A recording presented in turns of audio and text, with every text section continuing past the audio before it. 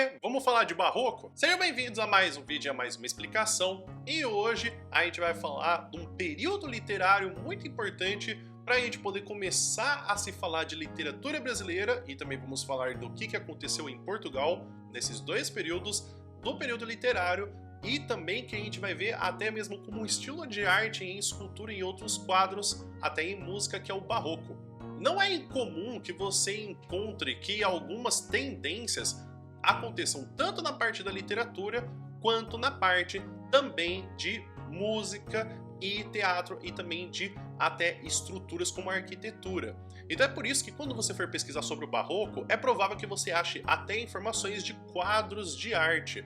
Então aqui a gente vai se focar bastante na questão da parte de literatura, mas em vídeos do futuro eu também vou falar das outras questões de artes. A gente pode lembrar que nessa época a gente está falando da Reforma Protestante, porque existem muitas críticas ligadas ao catolicismo. Então a gente tem muito a questão de questões contraditórias na Igreja Católica, como por exemplo a questão de se comprar uma vaga no céu, assim como também a gente vai ter o levantamento e também a ascensão do protestantismo. A gente tem tanto, por um lado, o Calvino chamando a atenção para uma ideia de que o dinheiro está ligado com o auxílio divino, pois na Igreja Católica não havia essa questão de se exaltar o lucro, como também temos Martinho Lutero fazendo várias críticas, fazendo com que vários fiéis fossem para essa religião.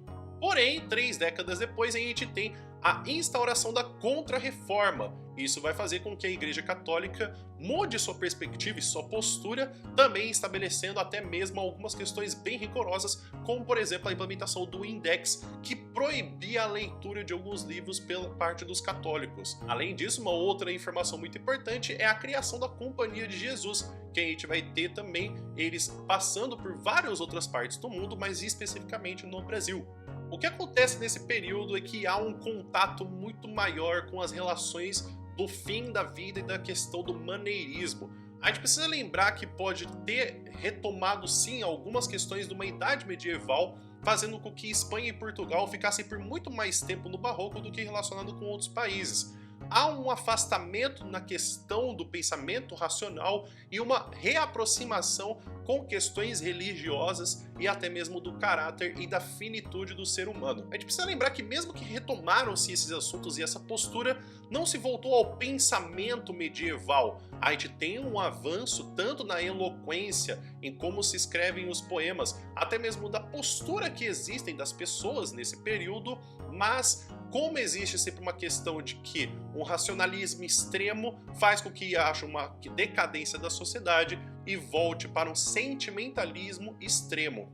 Os traços mais marcantes do barroco é essa questão do homem contorcido e dividido em duas posições. Então, como é um homem que tem os avanços do que já saiu, do que já entrou na Idade Moderna, mas ainda está retomando valores da Idade Média, a gente tem que o ser humano ele está dividido entre o antropocentrismo e o teocentrismo. Então o ser humano ele quer pecar, ele quer ter os prazeres da carne, ele quer aproveitar a vida e os prazeres que existem, que só o ser humano também tem, mas ele também pensa que ele é um ser que ele vai morrer, que ele pode perecer a qualquer momento, e a qualquer momento ele está sempre sendo julgado pela figura de Deus e também por valores e virtudes católicas. Então ele reza, mas ele quer pecar, ele tá na balada, mas ele também quer ser fiel. Então é uma mistura meio louca, por isso que a gente tem que muitas das obras de artes que aparecem com a questão do barroco sempre tem relacionado uma questão de angústia ou se não até mesmo subjetivismo extremo. Então essa palavra do barroco, que inclusive vai aparecer em países que tem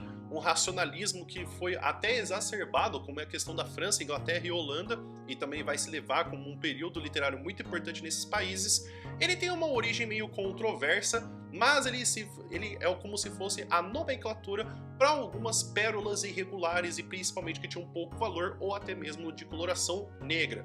É por isso que é interessante a gente perceber, porque apesar do barroco, ele tem um rebuscamento linguístico muito preciso, ele tem uma formação de como se escreve, ele ao mesmo tempo ele está ligado com uma questão de desvalorização da própria existência humana, pensando de como o ser humano ele é ínfimo perante a existência total do universo. Enquanto na arquitetura a gente tem essa tendência de poder colocar detalhes, de se falar das curvas, de se fazer de grandes monumentos da arquitetura, a literatura vai dar conta disso, dessa questão tortuosa de uso de ornamentos muito específicos para a gente poder utilizar figuras como, por exemplo, a metáfora para poder fazer comparações, além de também a gente ter a antítese e o paradoxo, que são figuras para poder levar da coexistência difícil de questões que se fazem contorcidas do sujeito que ele mesmo não consegue se definir, além do hipérbato, que faz com que a gente tenha inversões das frases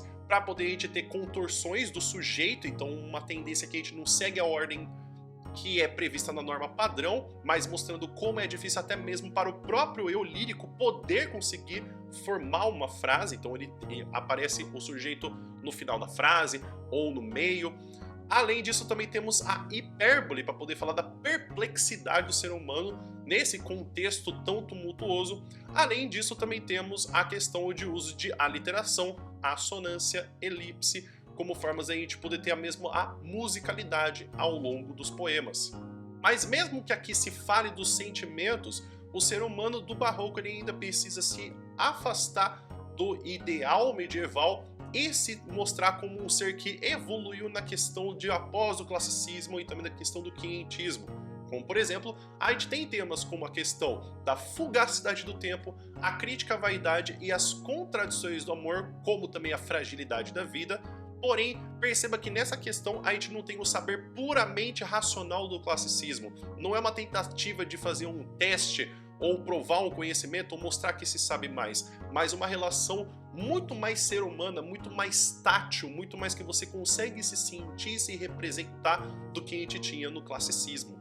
Então, enquanto em Portugal a gente tinha um problema de um país que estava no topo, que praticamente tinha como uma relação de praticamente ser a maior nação que existia naquela época, a gente tem uma decadência que faz com que, justamente próximo do período que a morte de Camões, que é o que a gente tem estabelecido como o início do Barroco em Portugal, temos que Portugal vai cair e ter constantes conflitos com a Holanda, que está tentando ter o seu domínio em partes da América, e também da Espanha, que está tentando unificar a Península Ibérica, e inclusive então Portugal começa a tentar lutar por sua independência, coisa que ela vai conseguir inclusive só realizar isso em 1640.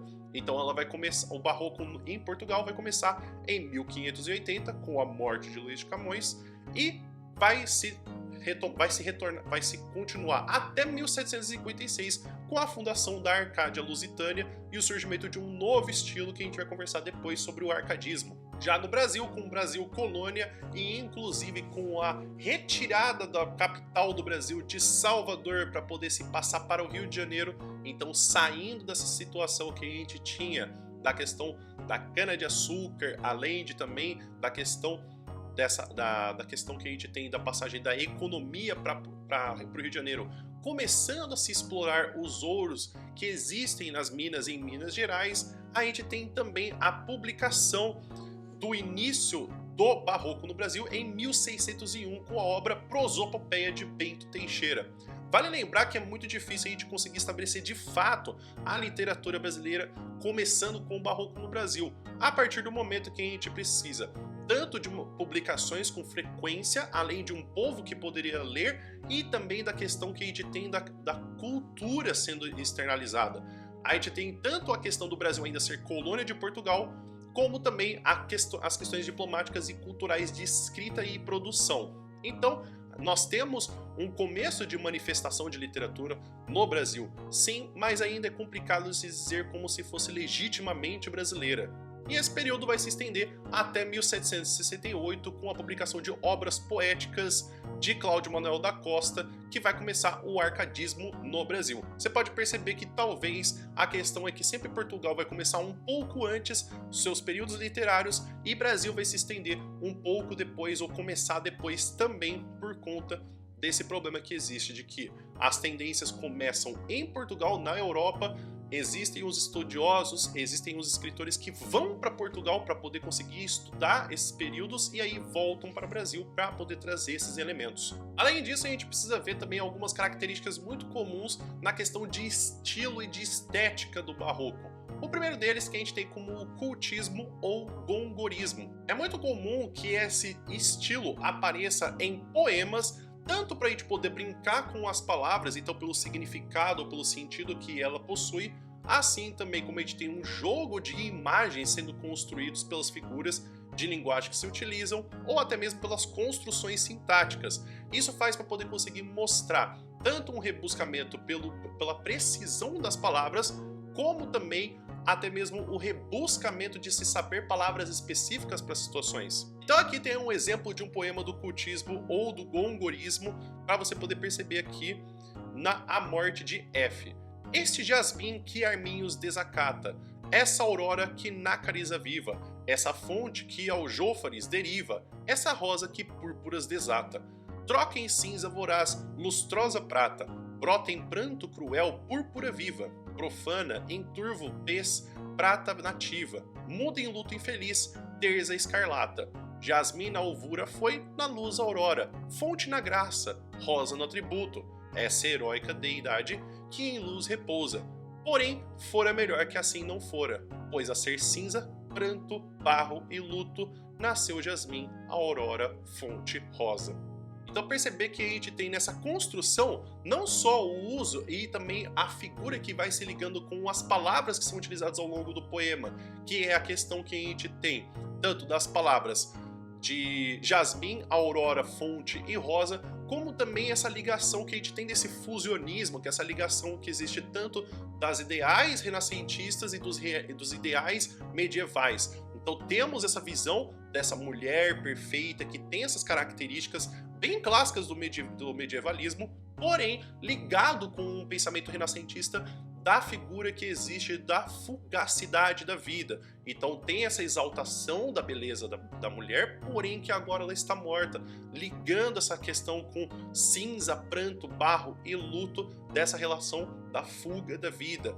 E, inclusive, né, perceber até mesmo o rebuscamento sintático, tanto dessas palavras que vão dando essas derivações, como também até mesmo o posicionamento. Você percebe que começa com este jasmim, essa aurora, essa fonte, essa rosa, e no final do poema a gente tem nasceu jasmim, aurora, fonte rosa, com a mesma organização.